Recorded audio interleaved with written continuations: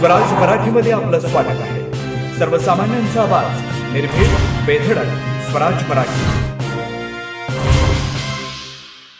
देहू आळंदीवरून आणि त्याचबरोबर मुक्ताईनगरवरून जी वारी निघते ती जवळजवळ देहू आळंदीतली वारी ही 22 दिवस प्रवास करत असते. इतर ठिकाणून येणाऱ्या वारी देखील ह्या 25 ते 30 दिवस पंढरीच्या विठुरायाच्या दर्शनासाठी जात असताना अनेक दिवसांचा प्रवास करत असतात. आणि या वारीमध्ये दिवसेंदिवस आपण पाहतोय महिलांची संख्या मोठ्या प्रमाणात वाढतीये, महिला वारकऱ्यांची संख्या मोठ्या प्रमाणात वाढतीये.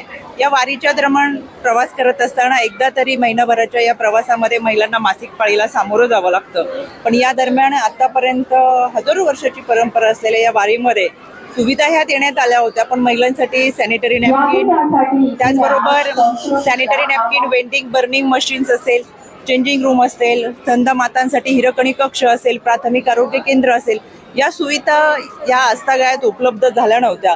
पण पंढरीच्या विठुरायाच्या आशीर्वादाने गेले 4 वर्षामध्ये महिला वारकऱ्यांची सेवा करण्याची संधी ही मला मिळाली. आणि गेल्या 4 वर्षापासून आम्ही राज्य महिला आयोगाच्या वतीनं अनेक ठिकाणी असे स्टॉल उभारतो. जवळजवळ देहू आळंदी दोन्ही ठिकाणावर निघत असताना पंढरपूरपर्यंत ह्या सगळ्या स्टॉलचं नियोजन केलं जातं. आणि त्यामध्ये दर 5 ते 10 किलोमीटरच्या अंतरावरती या महिलांसाठी या सुविधा उपलब्ध करून दिल्या जातात. त्याचा शुभारंभ दरवर्षी या निवडून घ्या विठोबा मंदिराच्या पासून सुरुवात होते आणि मान्यवर या कार्यक्रमाला उपस्थित राहत खऱ्या अर्थानं जनजागृती सुद्धा या माध्यमातून राबवली जाते. त्याचबरोबर आमच्या राज्य महिला आयोगाच्या वतीनं डिजिटल स्क्रीन ही मग पुणे भागात असेल, सोलापूरच्या भागात म्हणजे नातपुत्या भागामध्ये असेल आणि त्याचबरोबर साताऱ्यामध्ये अशा अनेक ठिकाणामध्ये माहिती देणारी डिजिटल स्क्रीन ही वारीबरोबरच चालत असते. यामध्ये महिलांसाठी असलेल्या कौटुंबिक हिंसाचाराच्या संदर्भात जनजागृती असेल, त्याचबरोबर त्यांच्या सुरक्षतेसाठीची जनजागृती असेल, आरोग्याच्या संदर्भातली जनजागृती असेल, ही मोहीम 22 दिवस अतिशय उत्तमरित्या राबवली जाते. आणि दिवसेंदिवस याचा चांगला प्रतिसाद महिला वारकऱ्यांकडून आम्हाला मिळतोय. चांगल्या पद्धतीचं नियोजन हे पुणे जिल्हाधिकारी असतील, सोलापूर जिल्हाधिकारी असेल, सातारा जिल्हाधिकारी, आमचा जिल्हा महिला बालविकास विभाग असेल, आपण पाहतो इतक्या मोठ्या संख्येत आज महिला या ठिकाणी उपस्थित आहेत. या सगळ्या महिलांचं सहकार्य या वारी दरम्यान आम्हाला नियोजनासाठी मिळतं. काही तुम्ही एक अभिनव उपक्रम दरवर्षी राबवत आहात, त्या दिवशी महिलांची काळजी तर घेतात, पण काही घटना जर बघितल्या मागच्या 8 ते 10 दिवसातल्या अत्याचाराच्या घटना देखील वाढल्या. काल परवाची जी गोष्ट आहे, एका महिलेने नंदेच्या त्रासाला कंटाळून मुलासह त्यांनी आत्महत्या केली. शेगूर रोड परिसरातली घटना आहे. एकंदरीत काय आव्हान करतात किंवा आपल्या माध्यमातून काय बोलणं झाले का पोलिसांच्या? गेले 3.5 वर्षामध्ये आमचं जनजागृतीवरती आम्ही भर देत आहोत.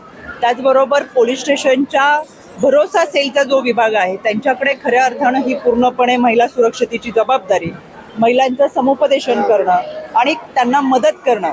भरोसा सेल चांगल्या पद्धतीने कार्यरत होणं हे महत्त्वाचं आहे. काही ठिकाणी अतिशय चांगल्या पद्धतीचं काम हे भरोसा सेलच्या माध्यमातून होतं. त्याचबरोबर फॅमिली कोर्ट असतात ज्याच्या माध्यमातून काउन्सिलिंग केलं जातं. म्हणजे काउन्सिलिंग सेंटर्स असतील, भरोसा सेल्स असतील आणि पोलीस स्टेशनच्या माध्यमातून महिलांना सुरक्षितता देणं ही फार मोठी मोहीम आहे. आणि याच्यासाठी आम्ही गेल्या 3.5 वर्षामध्ये प्रयत्न करतोय. पण इथून पुढेही पोलिसांना त्या पद्धतीच्या सूचना दिलेत. कोणत्याही महिलेची तक्रार आपल्या पोलीस स्टेशनमध्ये आल्यानंतर तातडीने ती भरोसा सेलकडे नोंद करून घ्यावी आणि महिलेला सहकार्य करावं. व्हिडिओ सध्या व्हायरल होतो. आगोरी पूजा केल्याचा व्हिडिओ व्हायरल होतोय. कोणाचा बरेच शेडगोगावला. हा, तर ते एका राजकीय चव्हाण यांनी तो व्हायरल केलेला आहे. त्याबद्दल काय कारवाई होईल? मी याच्या संदर्भात माहिती घेते आणि मग आपल्याशी बोलते. मला याची काही कल्पना नाही.